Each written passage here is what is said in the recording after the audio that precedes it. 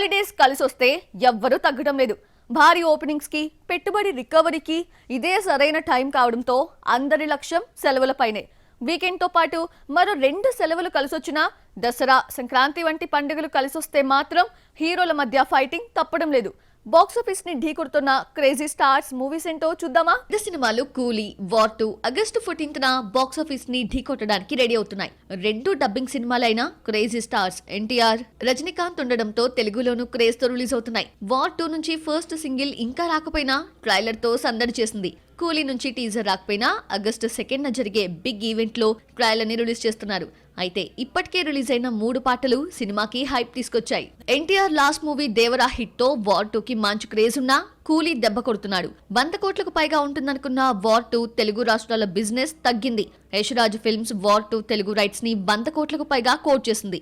Devara rights తీసుకున్న నాగవంశీనే దాదాపు 100 కోట్లిచ్చి war 2 rights సొంతం చేసుకున్నాడు. రజనీకాంత్ గత 2 సినిమాలు లాల్ సలాం, వేటయాన్ తెలుగులో డిజాస్టర్స్ అయినా దర్శకుడిగా లోకేష్ కనగరాజ్ పేరు ఉండడంతో కూలీ మంచి హైప్ తో రిలీజ్ అవుతోంది. విజయ్ కి తెలుగు మార్కెట్ 10 కోట్ల రేంజ్ లో ఉండే టైంలో లోకేష్ ఇమేజ్ కారణంగా లియో రైట్స్ 16 కోట్లకు అమ్ముడైనా 26 కోట్లు కలెక్ట్ చేసింది. కూలీ తెలుగు రైట్స్ 42 కోట్లకు అమ్ముడయ్యాయి. సురేష్ బాబు, దిల్ రాజు, సునీల్ నారంగ్ కలిసి తెలుగులో రిలీజ్ చేస్తున్నారు. లియో తెలుగు ఆడియన్స్ కి నచ్చకపోయినా 26 కోట్లు వచ్చిందన్న ధైర్యంతో కూలీపై 42 కోట్లు పెట్టారు నిర్మాతలు.